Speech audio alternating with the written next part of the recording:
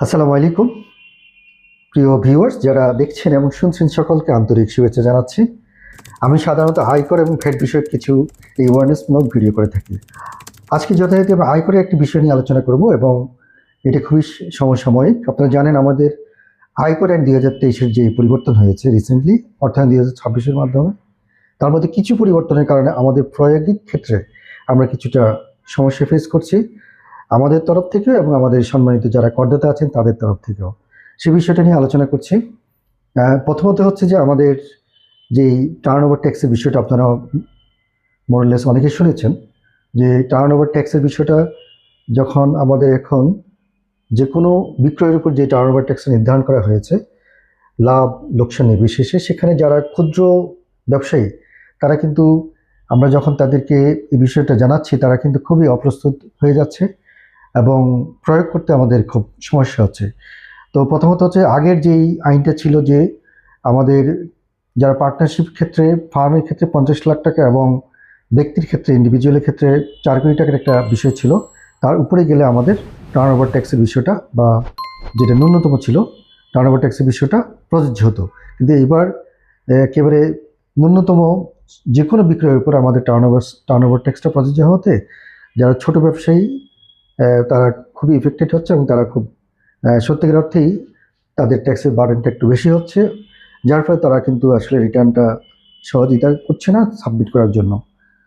এটা একটা বড় প্রবলেম। আমরা চাই যে এই বিষয়ে পরামর্শ হচ্ছে যে আমাদের যে পূর্বতন যে পদ্ধতিটি ছিল সেটা অনেকটাই একটা, যাদের ক্ষুদ্র তাদেরকে কিছু রিল্যাক্স করা হয়েছে, আর যাদের বিক্রয় বেশি তাদেরকে সেখানে করের আওতায় আনা হয়েছে।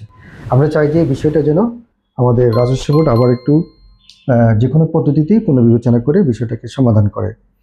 দ্বিতীয়ত আমাদের যেই চূড়ান্ত করের যে বিষয়টা ছিল, বিশেষ করে সম্পত্তি হস্তান্তরের ক্ষেত্রে এবং সম্পত্তি অধিগ্রহণ, সঞ্চয়পত্র, রপ্তানি যে ইনসেন্টিভ, সেগুলোর উপরে এই বিষয়গুলো আমরা চাই যে আমাদের চূড়ান্ত করের যে বিষয়টা ছিল, কারণ এখানে অনেক লোক যারা বিশেষ করে রিটায়ার্ড পারসন তারা এই ধরনের বিনিয়োগগুলো করে থাকে, তাদের বিষয়টাকে চিন্তা করে এটা যেন এটাই থাকে যে যারা যেইটুকু দিয়েছেন সেটাই যেন চূড়ান্ত কর হিসেবে গণ্য করা হয়।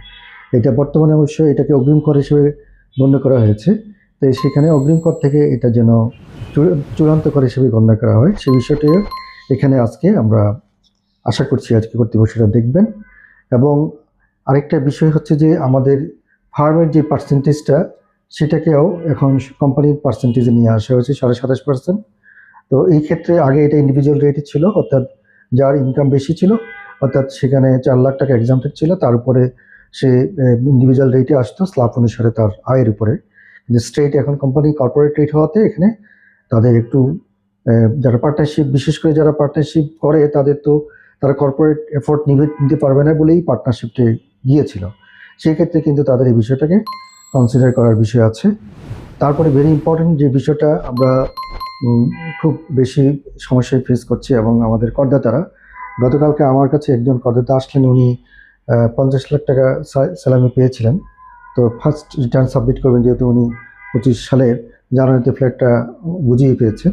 তো সেক্ষেত্রে দেখা যাচ্ছে যে উনি এখন ফ্ল্যাটটা দেখাতে গিয়ে দেখা যাচ্ছে ওনার যে সাইনিং মানিতে উনি খরচ করে ফেলেছেন, সেটা ট্যাক্স উনি সোর্স ট্যাক্স দিয়েছেন, বাট এখন যখন ফ্ল্যাটের হিসাবটা করতে গিয়ে দেখা গেলো যে উনি 3টা ফ্ল্যাট পেয়েছেন, তাতে ওনার 50 লাখ টাকার মতো ট্যাক্স চলে আসে। কারণ উনি বিদেশে ছিলেন এবং বিদেশের যে টাকাটা দিয়ে উনি 15 লাখ টাকা একটা জমি কিনেছেন, এটা এখন খুব ভালো একটা এলাকায়, ভাড্ডা এলাকায়, যে জমিটা এখন অনেক দামি হয়ে গেছে।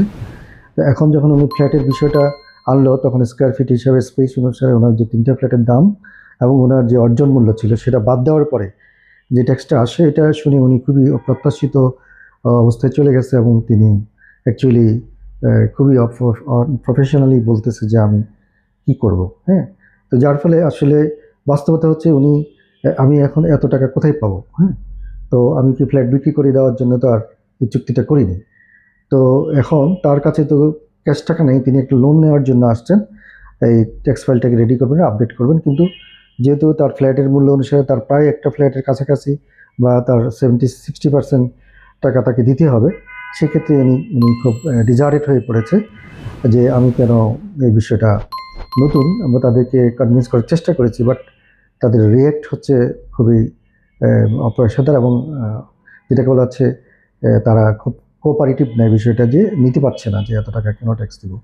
তো যাই হোক, আমরা যে বিষয়টা তাদেরকে আইনি ব্যাখ্যাগুলো দিয়েছি, এইভাবে আমাদের অনেকগুলো ক্লায়েন্ট আসছেন এবং তারা বিষয়টা জেনে খুবই হতাশ হচ্ছেন।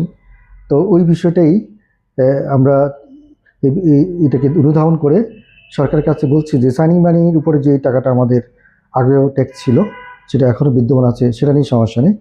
ডেভেলপারের ক্ষেত্রে যেহেতু এই বিষয়টা আমাদের তো ওইরকম কোনো হস্তান্তর হয়নি, কিন্তু আইনে যেহেতু আমাদের মূলধনী ক্যাপিটাল গেইনের মধ্যে আনা হয়েছে, বাট আমাদের একটা আইনি যে ন্যাচারাল জাস্টিসের বিষয় ছিল যে যদি কোনো সম্পদ হস্তান্তরিত হয় অর্থাৎ ট্রান্সফার্ড হয়, তাহলে সেখানে কিন্তু একটা গেইনের বিষয় আছে। তো এখানে কিন্তু দেখা গেল কি, এটা যদি ক্যাপিটাল গেইনের আমাদের উপধারা 3 আনা হয়েছে, বাট আমাদের 57-তে বলা হয়েছে কিন্তু সম্পত্তি হস্তান্তর হইতে হবে। হস্তান্তর হলেই পরে সেখানে গেইন ট্যাক্সের এরাইজ হবে। তো এখানে কিন্তু সম্পত্তিটা হস্তান্তর না হলেও 58(3) অনুসারে আমাদের গেইন ট্যাক্সের একটা প্রবিধান দিয়ে দেওয়া হয়েছে। এটা আসলে কিন্তু ন্যাচারাল জাস্টিস পরিপন্থী। তো আমরা আশা করব যারা কর্তৃপক্ষ আছেন, নীতি নির্ধারণী পর্যায়ে আছেন, তারা বিশেষ করে এই কয়েকটা পয়েন্ট একটু পুনর্বিবেচনা করে সেগুলো যেন কোনো ভাবে আমাদের বিষয়গুলোকে আপাতত একটু ব্যাখ্যা বিশ্লেষণ দিয়ে এবং কোনো একটা গ্যাজেট নোটিফিকেশন এবং পরিপত্রের মাধ্যমে এই বিষয়গুলো সমাধান না করলে আমাদের আসলে যে যে টার্গেট ওয়াইজ যে ট্যাক্সটা সেটা কিছুটা যারা ট্যাক্স পেয়ার তারা কিন্তু উৎসাহিতভাবে বা উইলিংলি তারা পে করতে আগ্রহী না। তাদেরকে অনেক কনভিন্স করতে হচ্ছে এবং এই বিষয়টা তারা হঠাৎ করে জানাতে খুবই রিয়েক্ট হচ্ছে। যদিও কিছু করা মানে আমাদের আর্ন বাড়াইতে হবে, আমাদের আর্নিং, আমাদের রেভিনিউ, আমাদের ট্যাক্স জিডিপি বাড়াইতে হবে বা আমাদের ট্যাক্স বাড়াইতে হবে, তবে স্টেপ বাই স্টেপ স্টেট এখন যেভাবে একটা ফ্ল্যাটের সমপরিমাণ যদি তার ট্যাক্স চলে আসে তাহলে সে তো এটা নিতে পারছে না। তো আমরা হয়তো স্টেপ বাই স্টেপ তাদেরকে সেই বিষয়টা কনসিডার করতে পারি যেন তারা আস্তে আস্তে অভ্যস্ত হয় এবং সেই বিষয়ে তারা মানসিক প্রস্তুত থাকে।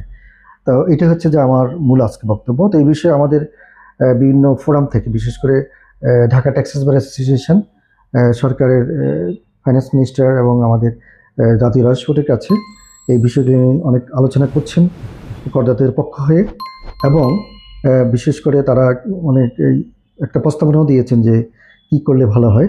এই জন্য আমাদের ঢাকা ট্যাক্সেস বার অ্যাসোসিয়েশনকে আমি ধন্যবাদ জানাচ্ছি এবং আশা করি আমাদের সরকার, জনবান্ধব সরকার, এই বিষয়টি বিবেচনা করবেন। সবাইকে এই ভিডিওটা শোনার জন্য ধন্যবাদ জানাচ্ছি এবং ভবিষ্যতে অন্য কোনো ভিডিও নিয়ে আসলে সবাই দেখবেন এবং বিষয়টি ইফেক্টিভ মনে হলে আপনারা শেয়ার দিতে পারেন। সবাইকে ধন্যবাদ। আসসালামু আলাইকুম।